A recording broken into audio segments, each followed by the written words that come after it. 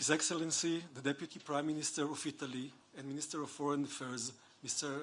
Tajani, Her Excellency, Mrs. Bernini, Minister of University and Research, His Excellency, the Minister of Foreign Affairs of Israel, Mr. Saar, distinguished guest. I am proud and honored to have you here to host you at the port of ASHOD, the main port in Israel and the only port owned by the State of Israel. Approximately 40% of the goods arriving in Israel are handled by the port of ASHOD, and it is a major economic artery. On October 7th, 2 company employees were killed while defending their homes next to Gaza during the Hamas terrorist attack. Another employee lost his daughter, whose only scene was dancing at the Nova Music Festival, as well as the other 364 young people who were massacred by terrorists who invaded Israel from Gaza. 3 of our employees lost their children, who were soldiers in the IDF. 55 employees and their families lost their homes but quickly returned to work despite this. The port of ASHOD, a strategic facility of the State of Israel, was under missile attacks from Gaza and Iran, but did not stop functioning for a moment. Its workers showed strength and resilience in continuing to function even under constant fire and alarms. Even during the war, humanitarian aid to Gaza passed through the port of ASHOD. The ASHOD Port Company has maintained and will continue to maintain the policy of the Israeli government supporting and assisting in achieving the goals of the State of Israel, including the transfer of humanitarian aid from foreign countries to Gaza. I'll take this opportunity to thank the Italian company Grimaldi for being our partner for many years, which called the port of ASHOD during the war, and the Italian Coast Guard, which allowed Italian ships to call the port of ASHOD even during difficult times. We at the port of ASHOD are proud and grateful to the Italian government for choosing us to assist and handle the humanitarian shipment, and we hope to strengthen our cooperation in the future. I would also like to thank the staff of Italian Embassy and the Israeli Ministry of Foreign Affairs, and of course, ASHOD Port team for their professional work in coordinating this important event. Your commitment helped make this meeting a reality, and we greatly appreciate and our fruitful cooperation between us. Thank you all.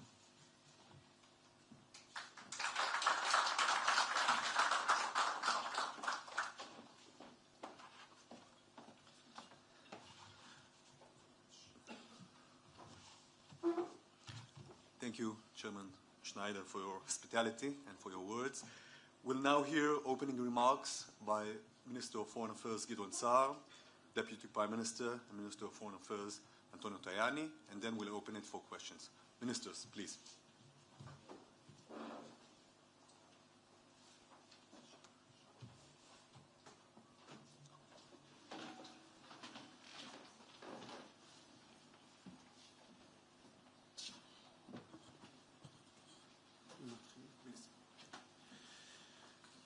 My friend, Italian Deputy Prime Minister and Minister of Foreign Affairs, Antonio Tajani, it's always good to be with you, and it's always good to see you in Israel.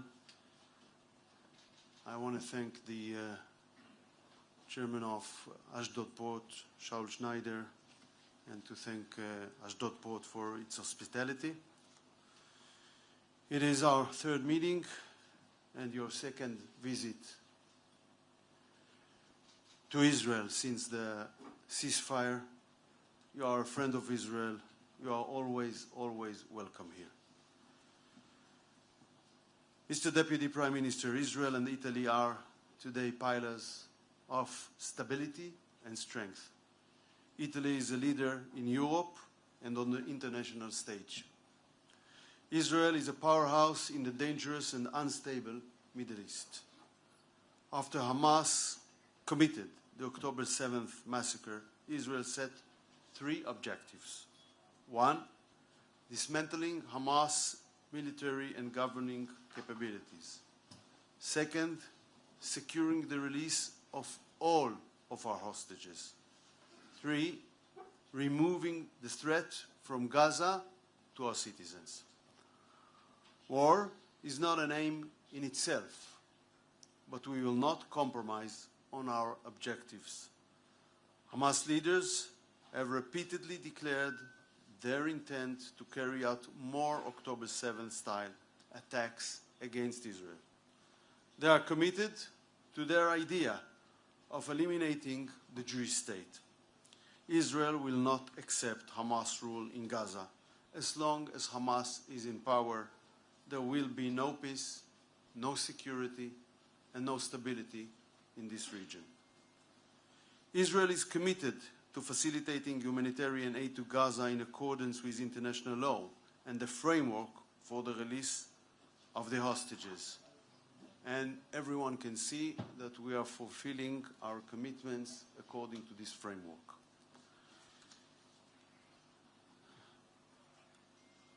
But I want to emphasize something very clear. UNRWA is not part of the solution in Gaza. UNRWA is part of the problem. UNRWA employees participated in the October 7 massacre. UNRWA facilities are used for Hamas terror operations. UNRWA leadership did nothing to uproot the terror activities in its organizations. Israeli British hostage Emily Damari was held in UNRWA facilities. It is unbelievable. While some have called for Israel to help UNRWA, they misunderstand the Israeli people. The law banning UNRWA in Israel was passed in the Israeli Knesset by coalition and opposition alike. After October 7, there is a wide consensus in Israel. Terrorism will not be tolerated anymore. Israel abides by international law. The humanitarian flow is still coming in. So let us be honest, humanitarian aid does not equal UNRWA. Those who wish to support the humanitarian effort in the Gaza Strip should invest their resources in organizations alternative to UNRWA. So I would like to thank you, Deputy Prime Minister Tajani, for the leadership and initiative shown by you and Prime Minister Meloni for coming here today to empower your project, Food for Gaza. Israel and Italy are close allies of the US, and our governments are close with President Trump and his administration. Today, I believe it is important to listen carefully to new ideas that have been proposed and to think outside the box. Gaza is a failed experiment. It failed under Egyptian sovereignty. It failed when handed to the Palestinian Authority under the Oslo Accords. Ever since we saw terrorism in a rise. It has certainly failed under Hamas regime. Gaza in its current state has no future. We must try to find a different solution. We must take a new approach. We have an opportunity today to try to build a better future for ourselves and for the entire Middle East. My friend Minister Tajani, we appreciate you coming out here today, and we praise Italy's positive engagement. Grazie mille. Thank you. Thank you, Foreign Minister. Deputy Prime Minister, please. Thank you very much, Gideon. Thank you, President, for hosting us in this very important port in the Middle East. I am very pleased to be in Israel today, in this port, with my friend, the Minister Gideon Saar. And this is the 3rd time we met in less than a month, and we will continue to work together to build an ever stronger and constructive dialogue between Italy and Israel. We are proud to be friends of Israel and friends of people of Israel. With my visit, I want to reaffirm Italy's commitment to peace, dialogue, and concrete assistance to build a future of hope and stability in the Middle East. We believe that security is impossible without peace. The ceasefire in Gaza is a political turning point for the entire region. Now is key to implement all three phases of the agreement and to reach a permanent cessation of the hostilities. We will continue to work with Israel and with our regional partners to consolidate dialogue and stability with the diplomacy. Now is the time to work for the future. There are many ideas. The position of Italy is very clear. For the future, we believe in a region with two people, two states, but today it's impossible for us to recognize Palestine because we don't have Palestine. For this, we need to work for the future. Our commitment to a future of stability in the region is very concrete. We decided to deploy the Italian Carabinieri to the Rafah crossing point as part of the urban mission. Israel, the Palestinian National Authority, and Egypt know that they can fully count on them. Since the 7th of October, we have allocated 18 million euro for humanitarian aid in support of the civilian population of the Strip, who is paying a heavy price for the terrorist insanity of Hamas. For us, it's impossible to talk with Hamas. It's not our interlocutor. Hamas out of Gaza is a solution if you want to build peace in this part of the world. I would like to thank once again the Israeli government for the strong support to the initiative Food for Gaza from the very beginning. The fact that 15 trucks and other materials arrived here today is a very important signal. And we want to work for distribution of the goods without Hamas, directly to the civil population, thanks to the World Food Programme. Our position is very clear. In Palestine, we are working only with World Food Programme. We don't want to work with UNRWA, and we condemn the use of UNRWA offices as a prison for Israeli hostages. For this, it's impossible for us to cooperate in Palestine with UNRWA. We are working hard with the World Food Programme. It's part of the United Nations. The goal is to help the civil population. We are doing it through World Food Programme. For this, I want to thank also this United Nations organization for helping us and for helping the civil population. We want to do more.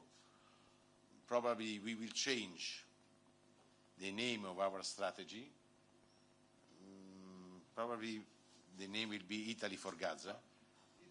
Italy for Gaza, because we started with the food, now also with the medical doctors, also for helping the young people with cancer.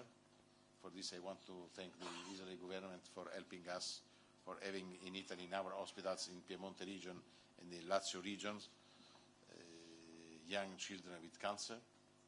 And this, for us, the humanitarian aid is very important. For this, we want to do more for helping the civil population. This is our mission. This is our engagement, part of our engagement in the Middle East. Italy will want to be more present also in the future in this part of the world. Syria, Lebanon, of course Israel, we are friends. In Palestine, also we want to protect our trade. As you know, the trade is 40% of our GDP, and the Red Sea is crucial for our economy.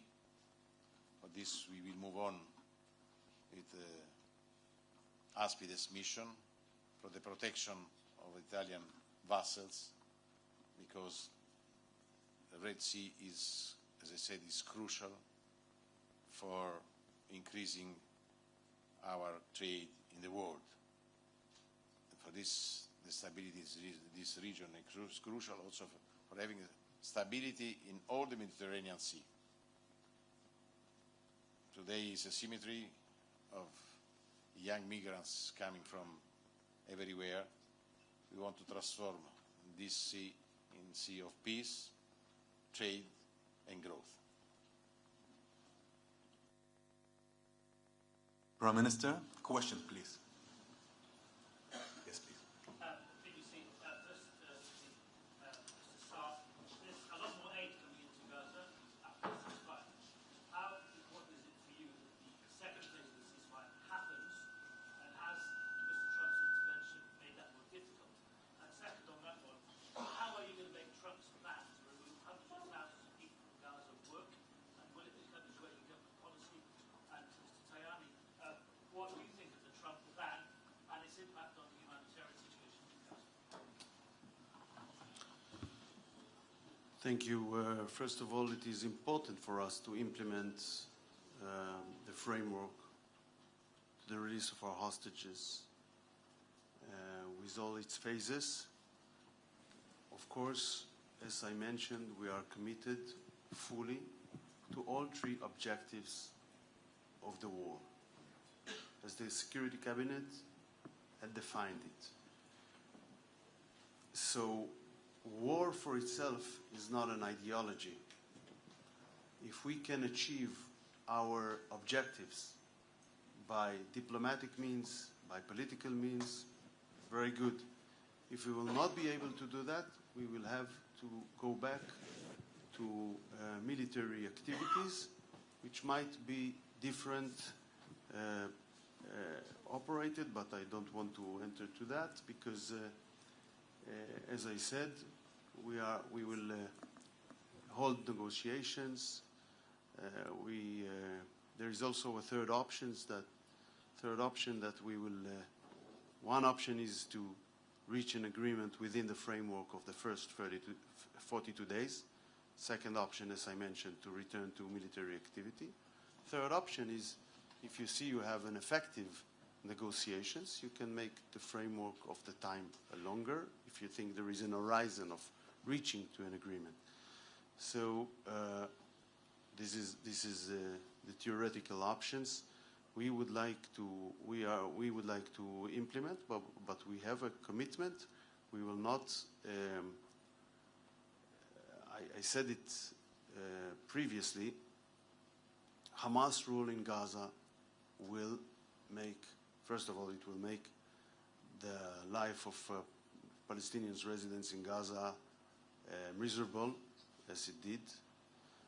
It will be a consistent threat for the security of our people, and it will be a source of instability to all the region, because you saw already that October 7 attack caused a regional war. So it is very important to understand that. We must change that situation. If we can change it by political means, very good. With regard to the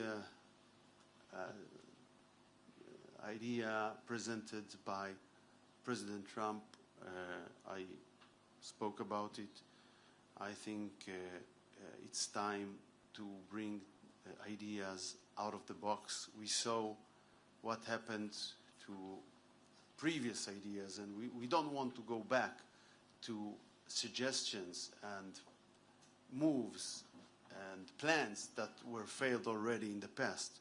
We must think differently.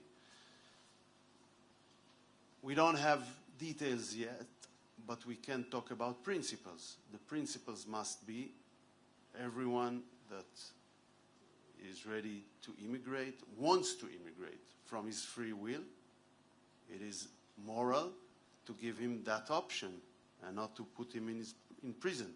So everything must be based on the free will of individual, and on the other hand, of a will of a state that is ready to absorb. And so if these two issues are addressed, it's moral, it's humane, it's all right. But of course, these are principles. We should check, we should see details, which countries are involved, other issues. But from the principal point of view, no one can deny that if these two principles exist, it is immoral to do such a plan. It is, on the contrary, it is very moral. I am very pragmatic. I think we are leaving the first step of the ceasefire. We need to move on to the second step. This is very, very important. But this now is crucial to work for achieving this second step and then the third step. After the ceasefire, we will have peace. And when we will have peace, it's possible to talk on the future. Our position is very clear. For the future, we are in favor of two people, two states living in peace. Nothing is possible to do without the agreement of the Palestinians. There is another problem for us, illegal immigration. For this, we need to know exactly what Trump what to do. For this, for me, it's too early to talk on this. For us, in this moment, it's crucial to back the security of Israel and to back the ceasefire for achieving peace. For this, I said I am very pragmatic. This now, we need to work for achieving these two very important goals, not only for Israel and Palestine, but for everyone in the world, because the stability in this region is crucial for the stability in the world. Thank you. Next question, please. Yes. Other questions?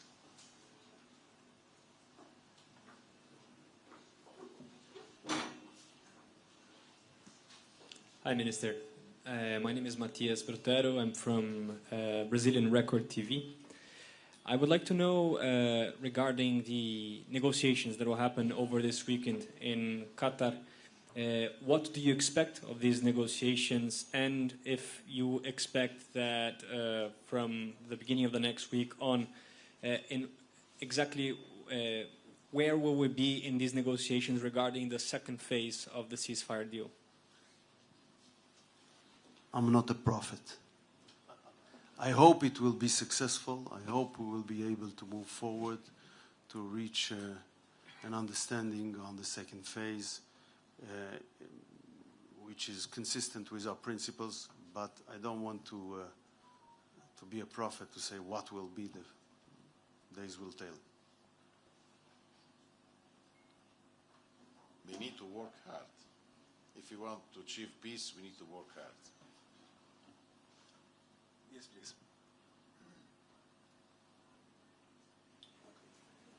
יש שם מישהו שמצביע. Yes, please. If you can raise your voice, please.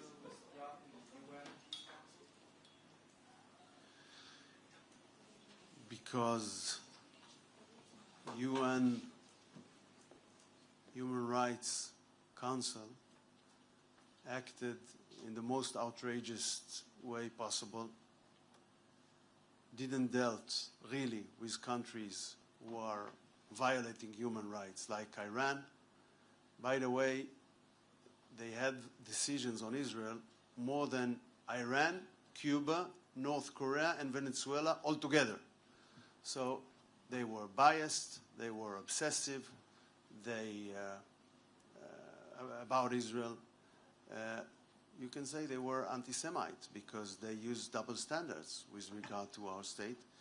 So we decided not to play in this phony game anymore. I praise the courageous and just decision of President Trump, and we did equally. I want to add one more. Please. On anti-Semitism. This is a big danger, also in Europe. We need to stop immediately anti-Semitism, because it's crucial for Europe. We believe in human rights. We are in favor of freedom of religion. Also, 2 days ago, a Jewish baby in Rome, around a lot of people pushing him because he's Jewish. This is impossible for us. Never forget Shoah, never. And we need to work day by day against anti-Semitism. Okay, it's possible to talk against the government. Okay, it's normal. So against me, but the problem is not a political issue. Anti-Semitism is a moral issue. For this, we need to fight and to stop immediately at school, starting from the schools, to stop anti-Semitism. If we want to live in peace, to shoot in the name of God is to shoot against God. For this, we need to stop immediately. Thank you. Yes, please.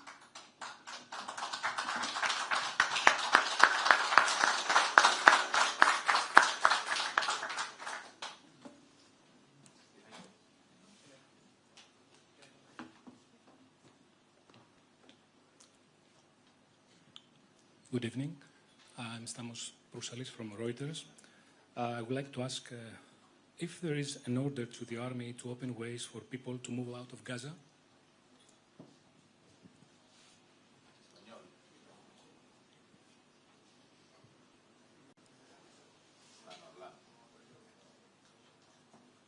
I think there was an announcement today from the defense minister. Everyone can read it, everyone can understand it. I cannot add anything to what is written there.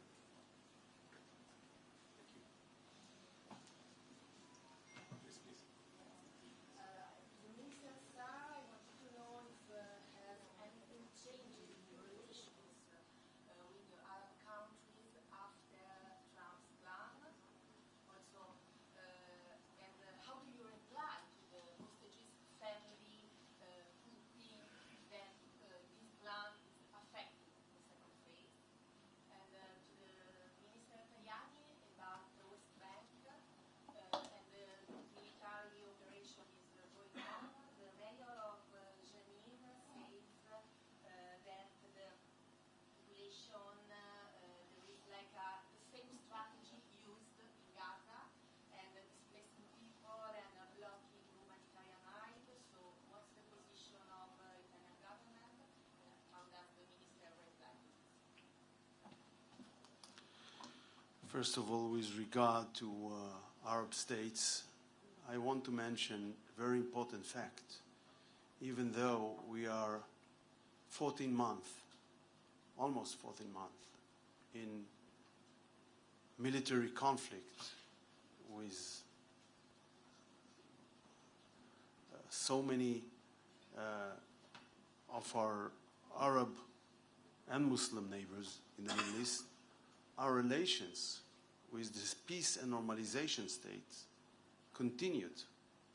Not even one state, not of the Abraham Accords and not of the previous accords, beginning with the first peace agreement with Egypt from the 70s, after that the Jordanians, and after that all the other countries, relations continues with all Arab states.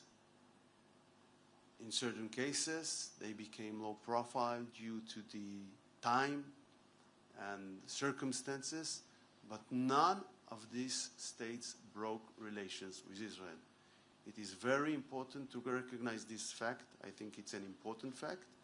I think it demonstrates that everyone understands that normalization and good relations with us is in the benefit of both sides. So we would like to, of course, to continue with that. And by the way, we want to widen this club of our neighbors and have new normalization agreements. And I think it is possible because we already saw that President Trump in his first term brought the Abraham Accords, and I think he's the right man to also to help us to reach to new peace agreements. So sometimes you can have differences. Of course, we had, during the war, we had criticism from certain Arab states, but none of them broke relations. It's very important. With regard to hostages' families, first of all, I had hundreds of hours meeting hostages' relatives during this war. I worked very hard, and I still do.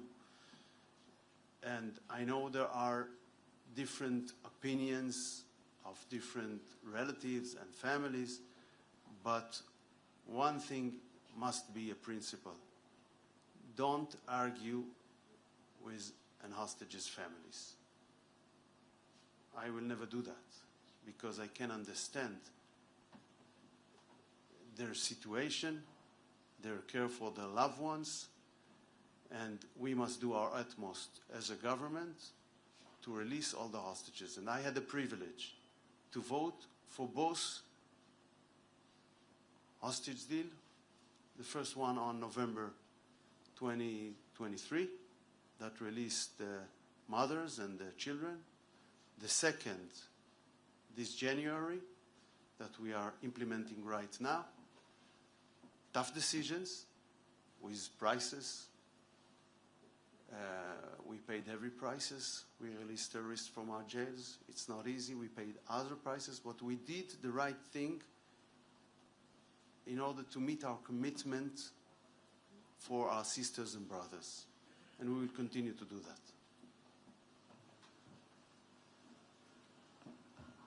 Janine, it's right of Israel to protect himself, but we need to be prudent, and we need to split the civil population and the terrorists. But also, it's also a crime to use the civil population for organizing terrorist attack. This is very dangerous for the civil population. Of course, my message is to Israel, please, be prudent. But we condemn the use of the civil population for protecting Hamas and the terrorism. It's a double message.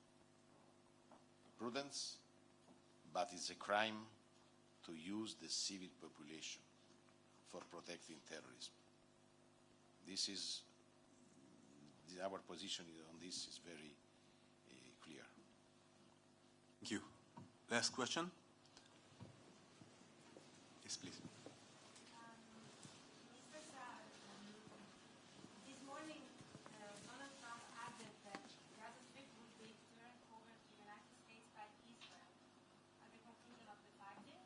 He wrote it on social media. I wonder, what do you make of his latest Trump post?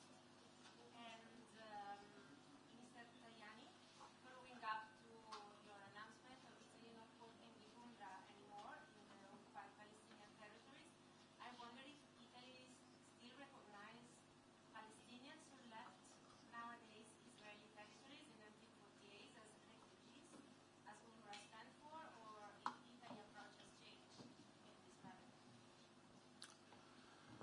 First of all, I think that the U.S. is a very good candidate to restore Gaza Strip after the war. And I think it only demonstrates a commitment for a better future in this region. And I praise Donald Trump, President of the United States, on his willingness to be engaged. Our position is every day the same.